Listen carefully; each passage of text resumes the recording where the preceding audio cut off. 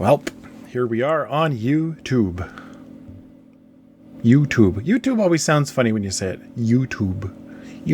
Remember when we were kids, TV was called the boob tube? Boob tube. That's where YouTube got its little echo name. Really? Oh, really? Yeah, well, it was like, it's not boob tube, it's YouTube. And when I heard boob tube as a kid, I always thought boobs. I'm like, why were they like? Why did they call it like the dick tube? Boobs. What's your favorite size? Okay, so Ew.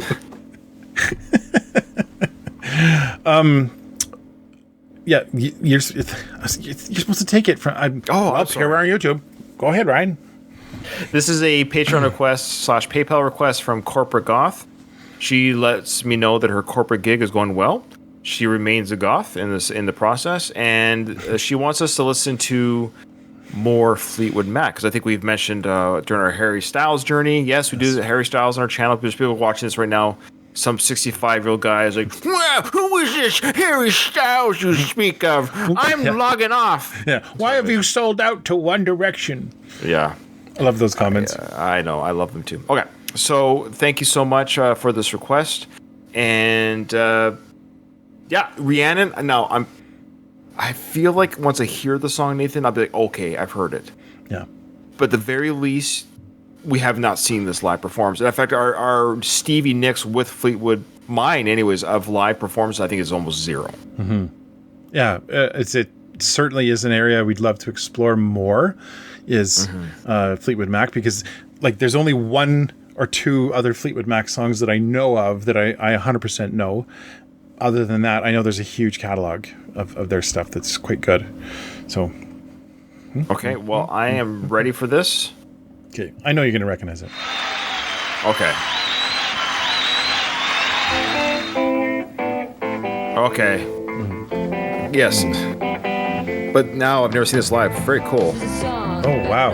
Wow, she looks great. Wow. It's gorgeous.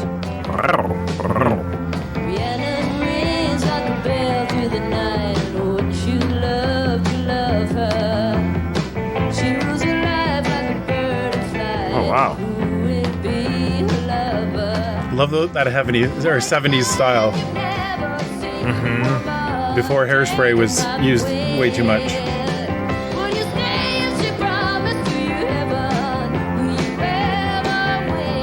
Sounds faster than the studio version. Yeah.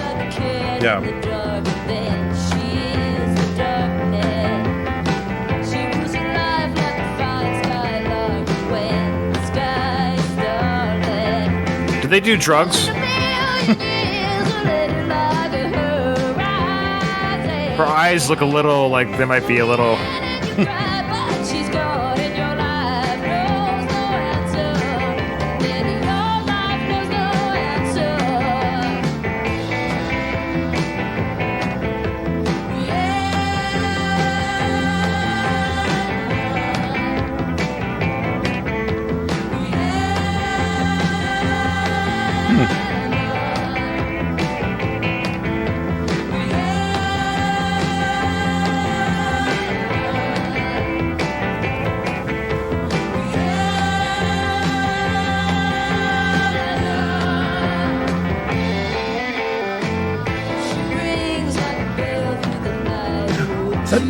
Who's that? Who's that? I don't know.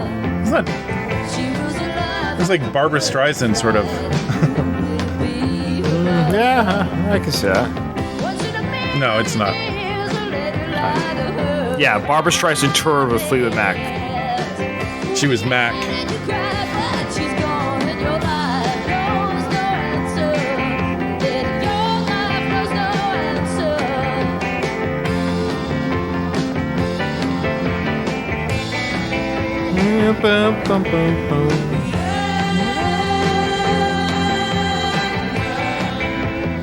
Interesting.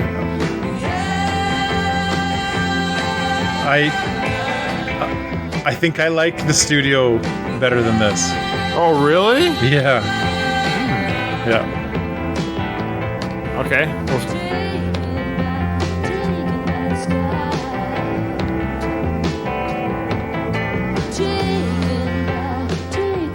I mean, it's great watching, each of the band members here, especially Stevie Nicks. She's gorgeous. But I like the sound of the. Yeah. Oh no, this is better right here. Yeah, I was gonna say, just wait. Yeah.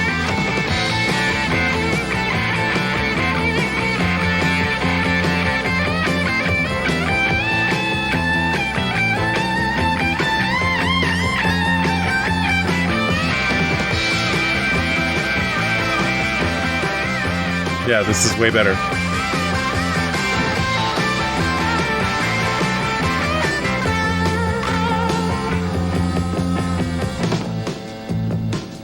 Oh, there you go.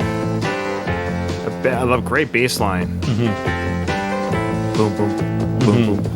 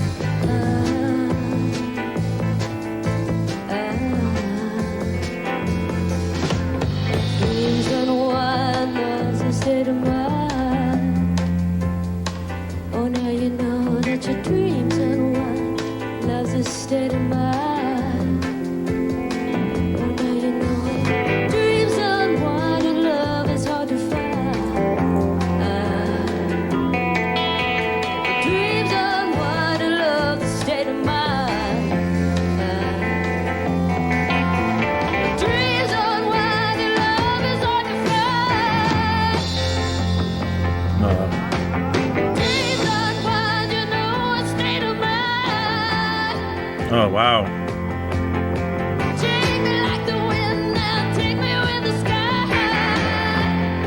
I love to watch this whole concert with this footage here. Yeah.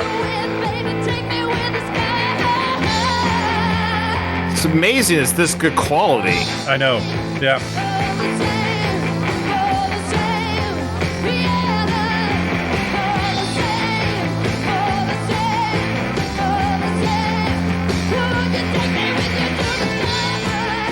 Nice. Nice. Mm-hmm.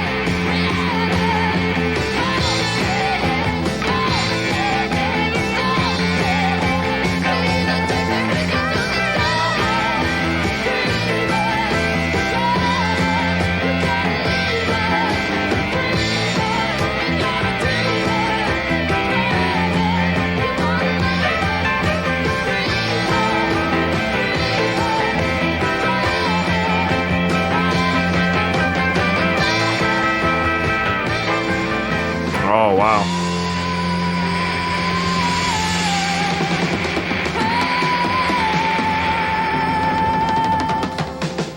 How old was she here? Does anyone know in our chat? Are people sitting for that? I know.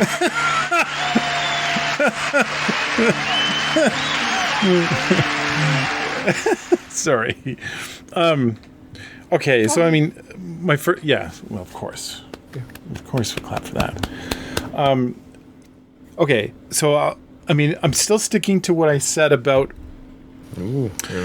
about just the mix of the chorus, not the chorus. Yeah, it's the chorus. It's when they're singing Rhiannon in the studio version when they mix down their harmonizing of Rhiannon. It's beautiful. It's a really beautiful blend. It's one of my favorite parts of the song.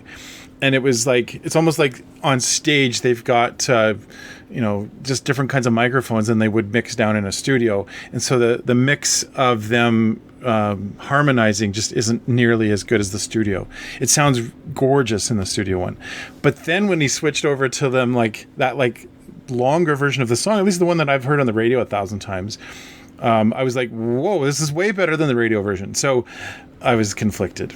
I loved the harmony in the original, but then I loved that performance. So yeah, it's great. So watching that performance, Now, I've heard the song before. I've never listened before. It's like a song, like, again, I see, like, it's like Metallica's Enter Sandman. You don't even have to be a fan of Metallica. You'll just hear the song. It's just played out in the ether. It's just always out there. And this is a song that I've heard, but I've never listened before. And I don't know if the studio version has that outro. Does it? And if it does, I don't think it's the same energy, the way she's screaming it there live. I don't... Yeah. If I don't recall, so I feel like I know the song I've heard before, but this is still kind of a first time listen. I'm listening and certainly the first time watching them live like this in their prime. I suspect this is pretty close to their prime years, right? Yeah. And Stevie Nicks is young, she's gorgeous, and she can sing. There's just nothing more sexy to me than a hot female. than a female fronted rock band. The way they could, but when they sing like that, there's something really. There's something an edgy voice. Yes, that's what I mean. She's the perfect mix of subtle, sexy, then that's that rock vocal.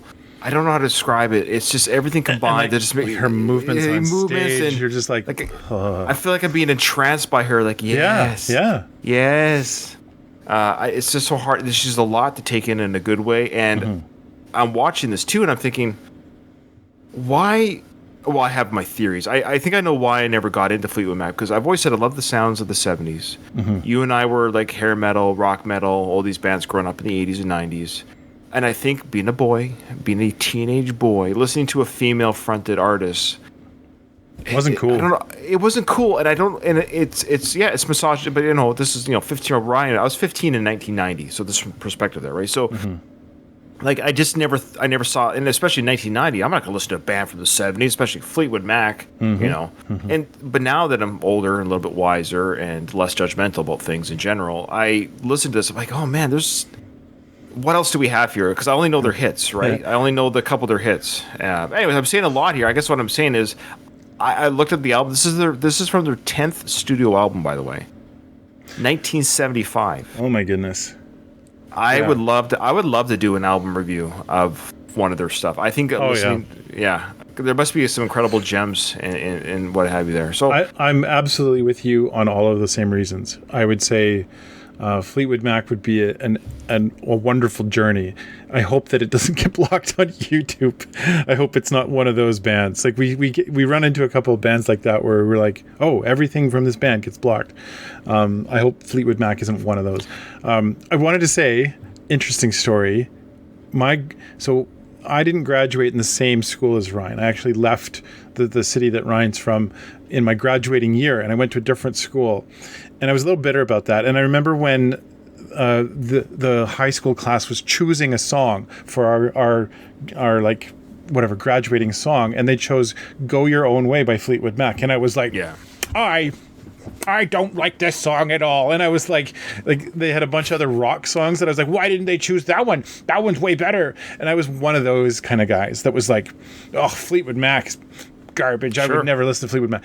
And for the same reasons, really, coming back and looking at it, I'm like, oh, I was such a dork for thinking that.